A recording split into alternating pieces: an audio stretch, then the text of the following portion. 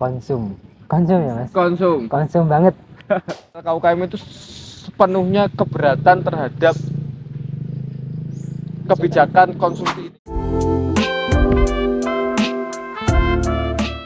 Halo teman-teman semua, welcome to Vlogspar DPM FEB UNES bersama aku Acel.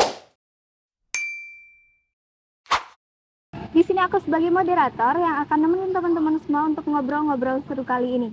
Di sini kita akan bahas mengenai topik yang lagi happening khususnya di FEB UNES. Salah satunya adalah salah satu kebijakan baru dari fakultas mengenai peraturan pengajuan anggaran mengenai program organisasi ini. Oke, di sini kita sudah kehadiran dua narasumber yang super spesial. Ada Mas Hamam selaku Ketua BEM FEB UNES tahun 2023 dan Mas Rido selaku Ketua DPM FEB UNES tahun 2023. Mungkin bisa perkenalan dulu mulai dari Mas Hamam selanjutnya Mas Rido. Oke. Halo teman-teman semua, perkenalkan nama aku Ahmad Hamam Burhanuddin. Teman-teman akrab memanggilku Hamam. Aku dari jurusan manajemen angkatan 2020. Kebetulan aku dari area Ngapak, Banyumas. Salam kenal semuanya. Salam kenal Mas Salam Hamam. kenal Mas Oke, Hamam. Rido. Oke, jadi aku Muhammad Rashid Ridho dari jurusan Pendidikan Ekonomi Prodi Akuntansi angkatan 2020. Tahun ini aku diamanai sebagai Ketua DPM FEB tahun 2023 ya berarti. Iya. Jadi aku kalau Mas Hamam dari Banyumas ya Mas. Kalau aku dari Boyolali, plat Ading. Iya, sama-sama Banyumas dan Boyolali. Luar biasa. Oke, sebelumnya gimana nih kabarnya Mas Hamam dan Mas Rido? Alhamdulillah. Alhamdulillah yo, kalau aku karena memang hari ini kan semester tua. Kita itu kalau semester tua selain daripada memang mengerjakan skripsi ada info mancing. Nah, Ada info mancing Info seperti itu. mancing. UKM mancing gitu. UKM mancing ya. Alhamdulillah baik. Oke, alhamdulillah baik. Akhir-akhir ini nih, apa sih kesibukannya? Apalagi udah di semester akhir juga. Apa sih kesibukannya selain menjadi ketua BEM dan ketua DPM? Sama apa Mas? Pastinya kalau aku sih kesibukannya bagaimana momen 3 bulan terakhir ini menjadi momen reorganisasi dan masa meneruskan tongkat estafet ke berikutnya. Sehingga mungkin kalau momen akhir-akhir ini dalam konteks organisasi, bagaimana aku menyiapkan teman-teman FEB secara keseluruhan untuk mereka bisa nanti punya pandangan terhadap organisasi yang ingin mereka teruskan. Kalau masalah akademik nggak perlu dipertanyakan ya. Semester 7 pasti skripsian, teman-teman. Pasti skripsian kayak gitu. Tapi aku belum Mas. Belum ya? Aku belum ambil Belum nih. skripsi.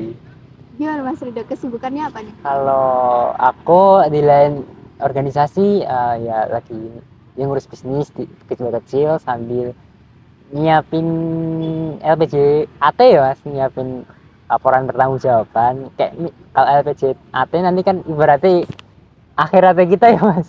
Akhiratnya kita lah, pertanggungjawaban kita nanti kan dipertanggungjawabkan di kongres sambil LPJ AT nanti. Seru-seru kehidupannya ini ya. Jadi gini, menurut Mas Hamam dan Mas Rido selaku ketua BEM dan ketua DPM, sejak kampus kita berubah jadi PTNBH nih, pasti kan udah banyak bawa perubahan. Dan salah satunya itu ke pengajuan dana LKUKM ke fakultas. Menurut Mas Hamam dan Mas Rido, pengajuan ini setelah menjadi PTNBH ini semakin dipersulit atau semakin dipermudah sih Mas? Nah, kalau ini Mas Rido dulu. Nih, dari Mas Rido gimana? Sebenarnya peraturannya itu bagus, cuma emang aplikasinya itu kurang sih. Kurangnya di mana? Yang pertama sosialisasi, terus transparansi, terus apa lagi ya? Memang dari syarat tuh emang agak susah, cuma kan emang tujuannya itu buat baik kan, tujuannya buat kalau di FE kan ada zona integritas, iya Mas. Itu ya sebenarnya tujuannya bagus, cuma emang pengaplikasiannya kurang. Apalagi kan emang kita tuh baru PTNBH tahun ini kan. Ibaratnya kita organisasi itu masih menjadi kelinci percobaan dari teman-teman, enggak teman-teman sih, dari fakultas ataupun dari universitas. Jadi emang PR-nya aku sama Mas Bambang tuh itu, ini 6 bulan pertama itu jadi masa percobaan gitu. Ini dari Mas Bambang mau Ya, nambah? jadi kalau ku ulas secara historikal ya, PTNBH ini kan ada bukan setahun atau 3 tahun terakhir, tapi itu ada sebelum, ternyata kalau kita kulik sebelum ada pergantian rektor, sehingga ini isu lama yang pada tahun ini alhamdulillah terrealisasi. Dalam hal ini PTNBH berdampak ke bagaimana pengajuan anggaran ataupun alokasi anggaran. Nah, FEB sendiri termasuk yang berdampak dalam pengajuan anggaran PTNBH. Simpelnya gini deh teman-teman, PTNBH itu kan namanya perguruan tinggi negeri berbadan hukum, di mana produk hukum yang kita buat akan mengikat diri kita sendiri. Kita tidak lepas dari kementerian, tapi kita juga bisa mengikat dari PTNBH itu sendiri. Nah, oleh sebab itu di PTNBH itu sangat meningkatkan kemandirian, baik kemandirian dari pimpinan maupun mahasiswa. Nah, ini yang menyebabkan finansial dan anggaran itu punya regulasi yang berbeda. Kalau dulu kita selalu dicekoki ada uang, ada anggaran, sekarang mau nggak mau kita harus lebih mandiri mengenai anggaran keuangan kita tersebut. Nah, cuman ini ada dua persepsi ternyata. Pertama, persepsi positifnya melatih kemandirian orang teman-teman organisasi ataupun birokrasi. Persepsi negatifnya sebetulnya tahun ini apa yang disampaikan Mas Ridho betul, bahwa menjadi tahun bagaimana trial and error. Ketika tahun ini kita banyak gagalnya, maka ya itu akan menjadi sebuah hal yang wajar. Tapi ketika tahun ini banyak suksesnya, maka tahun-tahun berikutnya akan lebih mudah, seperti itu. Jadi bisa dikatakan tahun ini trial and error dari kemandirian anggaran PTNBH yang berdampak di organisasi dan juga birokrasi, seperti itu. Oke, kalau menurut kalian ini perubahan ini kerasa banget nggak sih untuk organisasi LK dan UKM? Gimana? Kerasa nggak? Eh, Kerasa. pasti kerasa ya Mas Kerasa Bro ya, banget sih. pasti kerasa. Karena memang contohnya kita ambil dalam lingkungan FEB ya. Contohnya kita ambil dalam lingkungan FEB yang tahun kemarin kita itu ada hal ataupun substansi mengenai keuangan itu tidak rasanya rumit bagiku ya, bagiku pribadi tidak rasanya rumit. Nah, tahun ini mungkin cenderung lebih rumit karena ada perbedaan itu, perbedaan regulasi dari yang PTN BLU ke PTNBH. Nah, apa perbedaan regulasi tersebut? Aku kasih contoh case mengenai konsumsi. Nah, konsumsi ini kan ada perbedaan regulasi di situ. Yang tahun lalu konsumsi seperti ini, nah tahun ini konsumsinya seperti ini. Nah, seperti itu. Ada juga uang pembinaan sama uang honorarium ya Mas, yang non pegawai. Kalau tahun kemarin kan kita masih bisa ngundang alumni, ngundang dosen, itu masih bisa dibayar dan masuk ke RAB. Tapi yang ngasih tetap kita. Nah, kalau tahun sekarang itu kan yang ngasih langsung fakultas. Kita harus ngumpulin NBBP, KTP, dan juga kadang kan dari teman-teman pembicara itu nggak mau dibayar karena menganggapnya gratifikasi. Padahal itu udah masuk RAB, jadi nggak bisa jadi. Di sisi mana sih Mas yang paling banyak menjadi keluhan oleh para LKUKM mengenai pengajuan anggaran ke fakultas tersebut? Konsum ya Mas, konsum banget. Seperti yang tadi kuulas ya, konsumsi. Kenapa kok bisa konsumsi Mas? Ya, karena konsumsi ini kan merupakan kebutuhan vital ya. Mbak moderator kan setiap hari pasti makan ya. Pasti makan ya. wajib ya. Sehingga makanan itu yang akan menjadi stimulus teman-teman untuk bisa datang dalam kegiatan. Iya. Minimal datang, maksimal berpartisipasi untuk panitia. Kayak gitu. Sehingga yang dulunya itu konsumsi itu kita dibebaskan untuk pesan di mana, tahun ini ataupun per bulan Agustus kemarin kita sudah ditetapkan untuk membeli konsumsi di Sekarayu. Sekarayu itu di mana? Sekarayu itu di FT. Cuman aku kurang tahu sih tempatnya jualan Sekarayu itu di mana. Mungkin Mas Ridho lebih tahu ya. Aku juga nggak tahu. Cuma itu regulasinya itu muncul tanggal 22 Agustus tahun 2023. Nah, yang jadi masalah itu ketika ada peraturan itu tapi kok nggak disosialisasikan. Terus yang kerja sebelum tanggal 20 coba berapa Mas? 22 itu masih aman lah. Habis tanggal 22 itu yang menjadi masalah. Tapi kan nggak ada sosialisasi dulu kan, terus harus ke Sekar Boga. Terus yang jadi masalah kan itu bukan masalah ya nggak apa-apa kita pesan sana, cuma kan dari sananya juga harganya kurang ya Mas. Berapa Mas kemarin? Itu kalau maybe sekitaran 15 sampai 30 ya. Dan itu kurang terjangkau untuk Iya. kami mahasiswa ya. Dan juga kemarin udah diklarifikasi juga sama Bu WD2 ya Mas. Itu tentang konsumsi itu memang tujuannya buat mengembangkan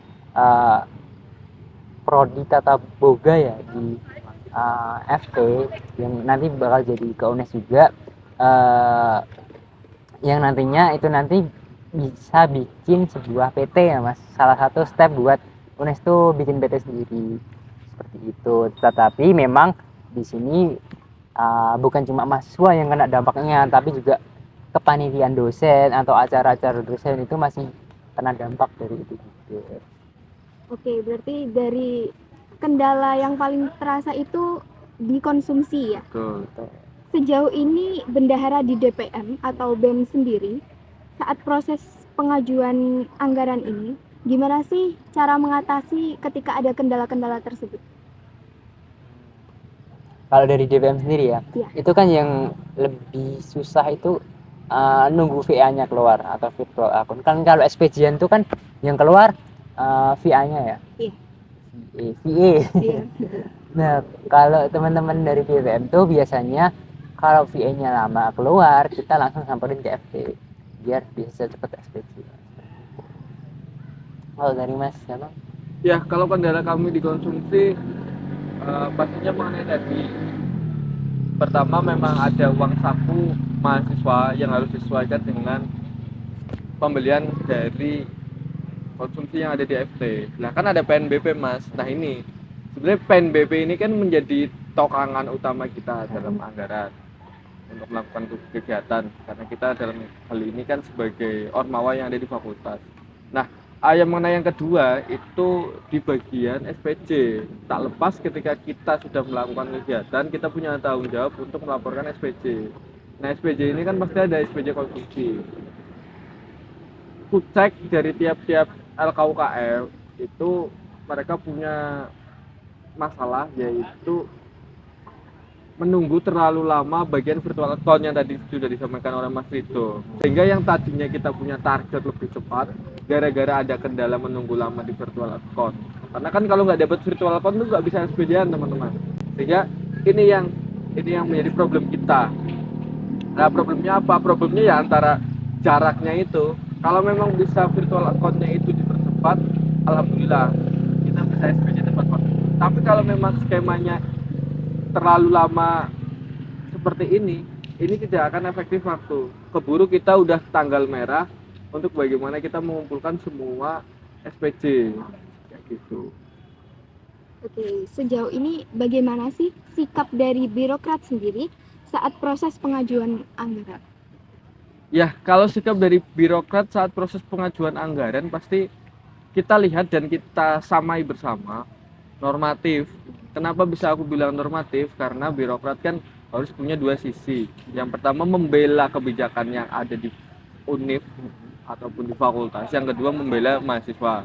Nah, oleh sebab itu yang mereka tawarkan hanya menjadi penjembatani dan akses antara mahasiswa FEB dengan nanti akses pimpinan di universitas.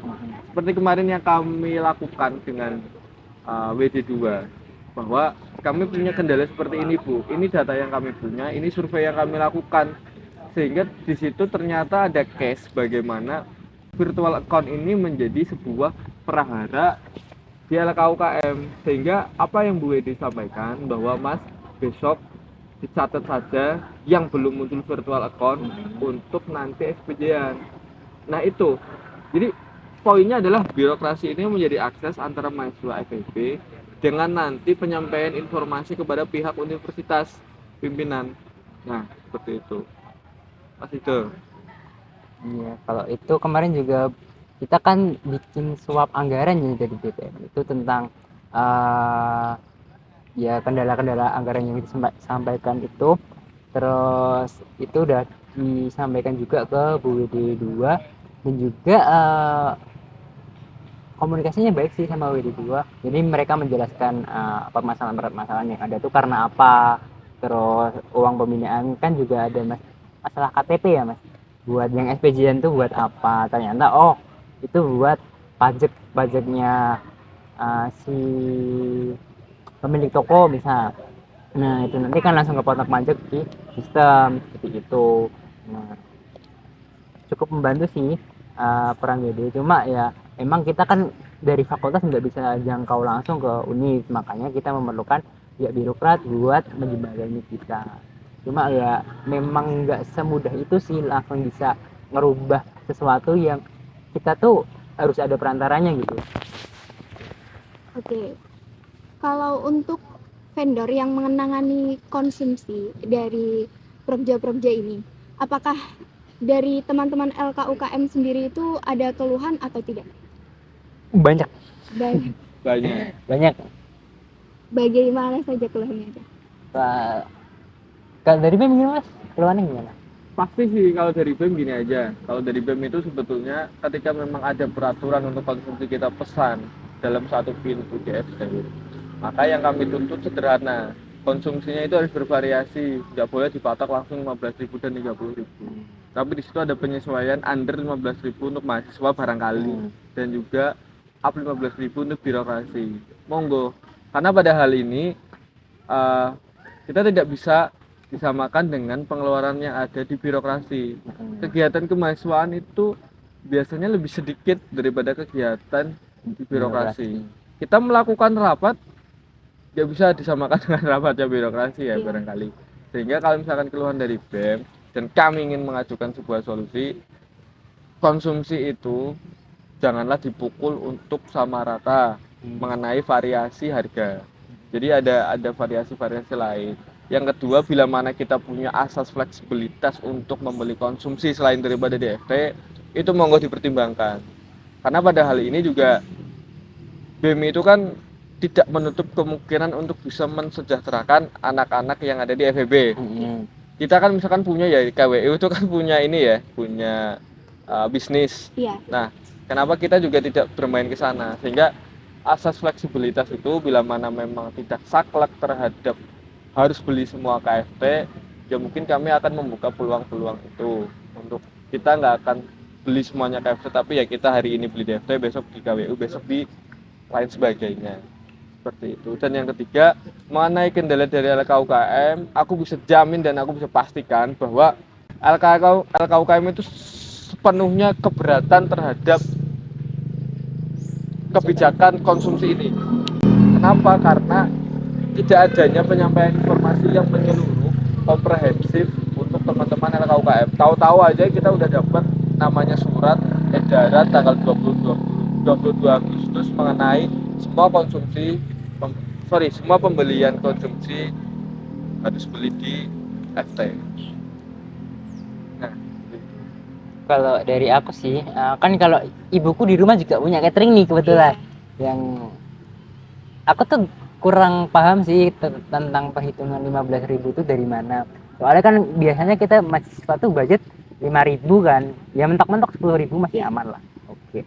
Cuma kita dikasih pilihan kalau ke catering biasanya ini mau apa, mau sosis atau apa, mau apa namanya risol atau apa, kan setiap mahasiswa juga kadang kan punya alergi tersendiri kan terhadap makanan. Nah itu mungkin nggak diperhatikan oleh pihak univ, makanya keluarlah surat edaran itu.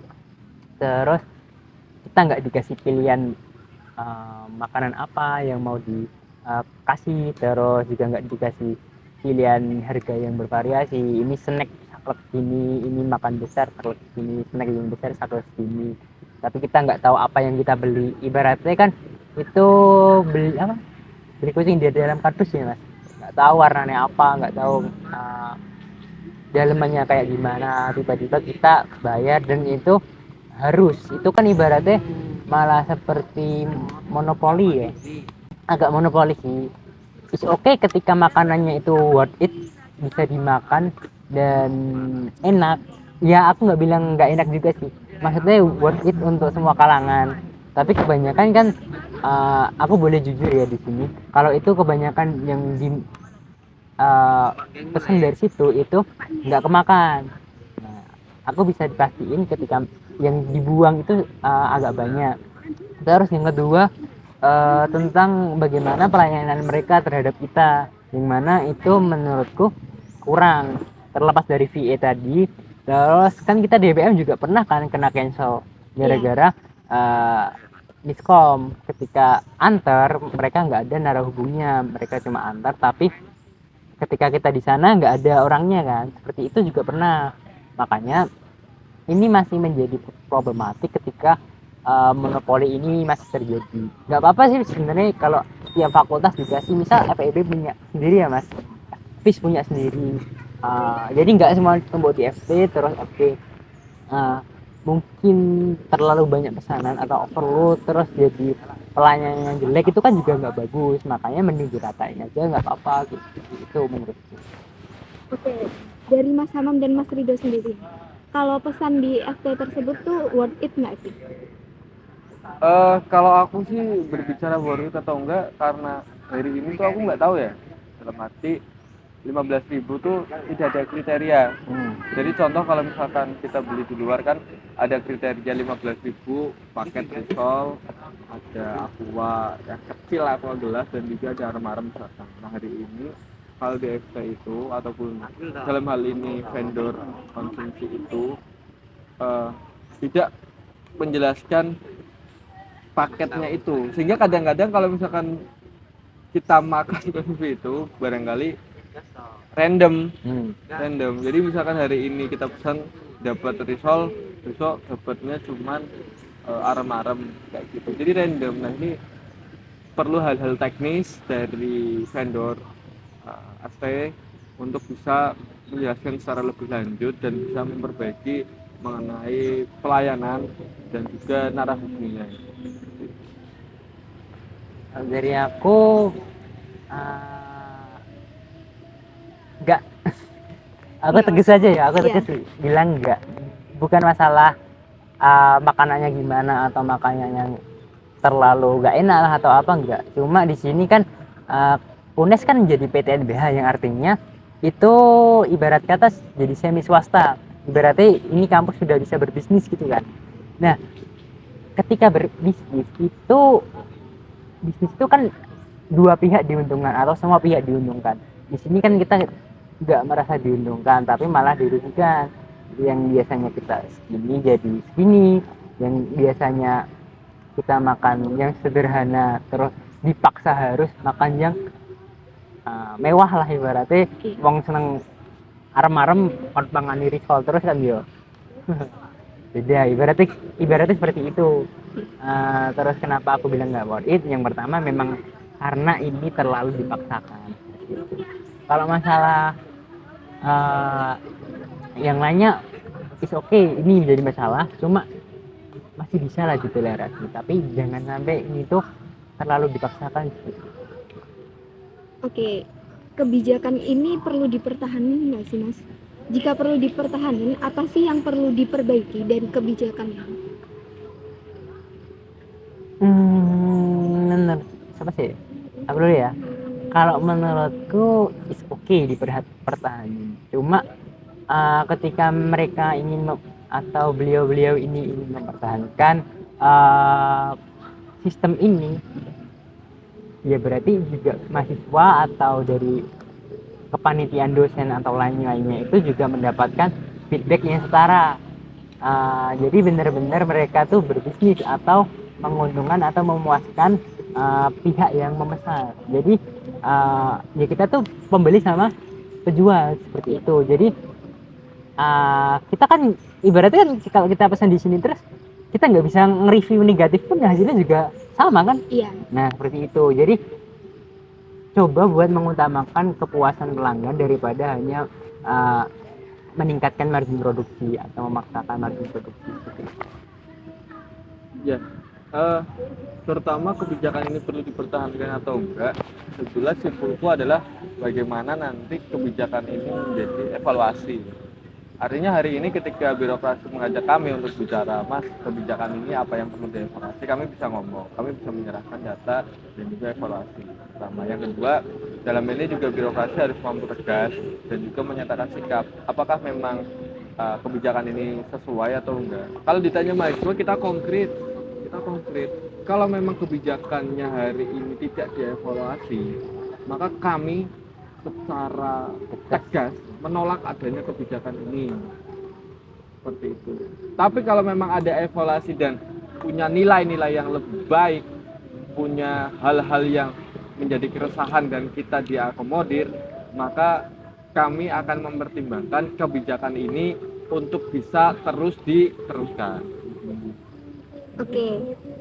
Kendala anggaran konsumsi ini sendiri itu bisa mempengaruhi dari Propja LKUKM sendiri nggak sih, Mas? Pastinya mempengaruhi ya. Jadi kalau misalkan kita dalam anggaran konsumsi itu konsumsi itu dalam hal ini naik 5.000 karena snacknya dari sana itu 15.000, sehingga ya snack dari sana sudah bisa atau sudah dapat 3 snack yang biasanya kami pesan kayak gitu. Sore pasti mempengaruhi sih. Naiknya 300 kali lipatnya.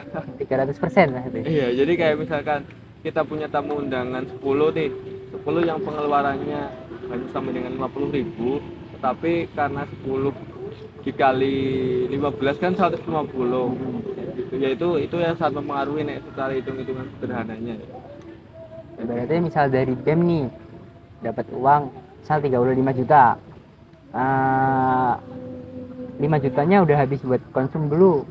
Terus kan tinggal berapa? 30. Itu kan sebenarnya 5 juta tuh bisa dialokasikan ke yang lain, atau misal dapat konsum pun lebih konsum yang lebih banyak. Itu kan paling kita ambil konsum tuh kalau dari DPM ya. Itu buat dari nyari FT itu buat pembicara sama narasumber aja. Bicara sama entah itu moderator atau MC atau tamu undangan aja. Yang lainnya pakai apa? Ya kita iuran lagi tuh. Jadi itu cukup memberatkan sih menurutku. Seperti itu. Oke, dari Mas Rido dan Mas Hamam sendiri, ada nggak sih kritik atau saran ke fakultas terkait masalah ini, dan ada nggak sih yang harus diperbarui dari kebijakan yang ada biar kendala-kendala kayak gini itu bisa dihindari di periode selanjutnya? Gimana tuh ibaratnya? Kritik dan saran untuk peraturan sekarang. Yang penting ketika mau menjadi semi swasta atau ketika universitas ataupun fakultas mau berbisnis, ya jadilah yang pakai mindset yang benar-benar pebisnis atau orientasinya bisnis atau menguntungkan semua pihak. Jangan sampai ada pihak yang dirugikan di sini, entah itu mahasiswa, entah itu dosen atau yang lainnya. Seperti itu sih. Yang penting tuh orientasinya tuh apa gitu. Misal nih kita pesen makanan di FT, itu orientasinya apa? Orientasinya buat muasin dulu, jangan cari uang dulu. Terus ketika oke lah kebijakan yang lain ya, misal dana apa namanya, uang pembinaan itu ketika kita bikin lomba kan paling enggak tuh ya seminggu setelah acara kita selesai SPJ-an harusnya. Tapi kan kita harus nunggu apa namanya yang lain, SPJ yang lain, terus SPJ apa namanya FT juga kan, itu kan juga memperlambat SPJ-an. Terus apa namanya, padahal kan setiap lomba tuh uang pembinaannya harus masuk cepet-cepet dan itu tertunda gara-gara hal lain sebagainya. Nah itu kalau menurutku itu SPJ bisa dipisah aja lebih baik. Jadi ATK sendiri, beban honorarnya sendiri, terus ini sendiri. Itu walaupun agak memakan waktu lebih lama, cuma itu yang penting-penting dulu tuh udah ketutup dulu tuh. Uang honorarium itu udah cair dulu. Oke, kita nggak usah nunggu VA dari FT dulu, terus uang pembinaan cairin dulu, kita nggak usah nunggu dari FT. Ini ibaratnya kan siapa tahu ini yang pemenangnya tuh setelah butuh duit ya kan, Iya. seperti itu. Kalau dari Mas Demam sendiri gimana Mas? Poinku simpel teman-teman, yang jelas orientasi PTNBH ini yang aku sampaikan dari dulu sampai sekarang masih konsisten. Bagaimana kita bangun universitas, fakultas berdasarkan pro mahasiswa, sehingga ketika ada kebijakan dan tidak pro mahasiswa itu kita nggak usah mikir bagaimana kebijakan nanti berjalan, tapi lawan. Bila mana memang ada kebijakan yang tidak pro terhadap mahasiswa, aku dari dulu sampai sekarang konsisten, maka itu lawan. Nah, oleh sebab itu ada beberapa hal. Pertama, mengenai alokasi anggaran ini dimohon untuk bisa disosialisasikan secara komprehensif. Jangan hanya setengah. Jangan hanya kemarin kita sosialisasi di awal tahun, di pertengahan tahun ada kebijakan yang berbeda tidak disosialisasikan. Pertama. Yang kedua, mengenai petugas keramahan petugas dari keuangan ini menjadi catatan khusus. Bukan berarti kami menolak untuk kami dimarahi.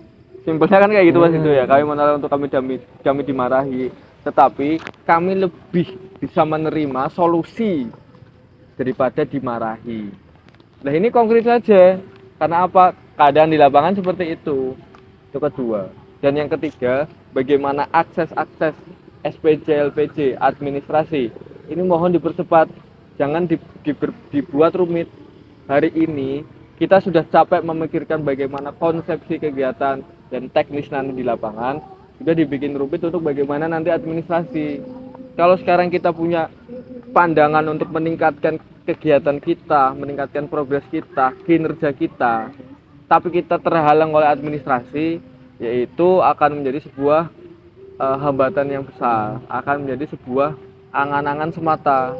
Karena hari ini yang kita bicarakan adalah bagaimana mengenai gambaran besar kita, kegiatan kita, mampu membawa organisasi yang kita jalani hari ini menjadi lebih baik, bukan mampu membawa administrasi fakultas dan universitas menjadi lebih baik. Itu saja kok. Jadi ada 3 poin hal tadi, Pak Moderator. Sebenarnya kalau dari aku ya, enggak cuma dari keuangan ya Mas yang menurutku kurang ramah. Terus ya mungkin ada yang dari lain, entah itu ya adalah gitu. Tapi yang jelas ketika perangkat fakultas itu menjadi contoh buat gimana sih ketika nanti mahasiswa tuh menjadi perangkat fakultas juga atau menjadi seorang yang bekerja di institusi, itu kan menjadi contoh juga. Padahal kan dari Fakultas Ekonomi sendiri atau UNES juga ya, itu menerapkan berapa S lah? 3S atau 5S? Senyum, salam, Siapa? apa? Ya, mungkin ya. Sopan santun, Sopan santun. berarti 5S. Itu kan harus diterapkan. Nah, itu jangan cuma diaplikasikan khusus buat mahasiswa, tapi juga dari keuangan, dari kesekretariatan, dari front desk dan lain-lain. Itu juga harus menerapkan itu. Jadi ketika kita menghadap, ketika kita ada salah, ketika kita juga diberikan solusi, nggak cuma oh ini salah benerin, oh ini salah benerin, kasih solusi gitu. Terus juga dikasih senyum seperti itu. Oke, selain keluhan pada pengajuan dana konsumsi, ada nggak sih seperti ATK atau dana pembinaan dan lain-lain yang dikeluhkan oleh LKUKM sendiri? Ada sih pasti ya. Kalau misalkan kita bawa case kemarin itu kan ada keluhan mengenai bagaimana gap antara selesai kegiatan dengan penerimaan anggaran itu terlalu lama. Contoh kayak gini misalkan, kemarin kami di BMFB UNES mengadakan kegiatan lomba. Nah, kita sudah punya pemenang, kita sudah selesai closing, tapi uang pembinaan kita belum turun. Karena apa? Karena transferan dari fakultas ataupun dari universitas itu belum juga terrealisasi. Karena dalam hal ini kan ketika uang pembinaan dan honorarium yang transfer itu langsung dari fakultas ataupun dari universitas, bukan dari kami. Sehingga gapnya itu terlalu lama. Kalau misalkan dari kami, barangkali closing selesai, ya kita langsung bisa ngasih duit. kita langsung bisa transfer. Tapi kalau dari fakultas dan dari universitas ada prosedur-prosedur yang memang harus itu dipenuhi dulu baru bisa ditransfer. Nah, prosedur itu yang bikin kita lama. Jadi yang tadinya sehari udah langsung bisa transfer, kita nunggu 10 hari dan nunggu sampai dengan ditagih dulu baru kita ditransfer. Kayak gitu. Kalau dari aku ya, ini juga permasalahan buat mewakili teman-teman UKM juga sama DPM juga. Itu alokasi yang diberikan itu kan nggak melibatkan mahasiswa. Ya oke lah ada revisi, tetapi kan itu nggak dibuka setiap waktu, paling setahun 3 kali atau 4 kali, atau mungkin yang ada insidental ya paling sampai 5 kali. Itu kayak misal DPM kan kita nggak banyak ngadain lomba ya Pak. Nah kita di plotting 1.500.000 buat uang pembinaan, terus di plotting segini honor 3 juta, itu kan juga ibaratnya juga gede ya. Terus kita harus nunggu pembukaan revisian buat ngerubah alokasi anggaran seperti itu. Terus dari segi beban dan beban lain ya, itu kayak misal apa ya, honor udah sampaikan, terus APK udah disampaikan, uang pembinaan udah disampaikan, apalagi nih Mbak? Ya, penggandaan itu sih. Mungkin itu aja sih dari aku, yang alokasi anggaran itu aja sih. oke. Sangat-sangat informatif sekali ya jawaban dari Mas Rido dan Mas Hamam ini. Semoga untuk teman-teman LK dan UKM bisa terbantu mengenai permasalahan yang kita bahas pada hari ini. Mungkin cukup sekian nih podcast ngobrol-ngobrol kita. Makasih untuk Mas Hamam dan Mas Rido yang sudah menjadi narasumber pada hari ini. Sekian teman-teman untuk Vlogspire kali ini. Stay tune di Vlogspire DPM FEB UNES. Jangan lupa tonton di YouTube kita. Sekian dari aku Acel. Wassalamualaikum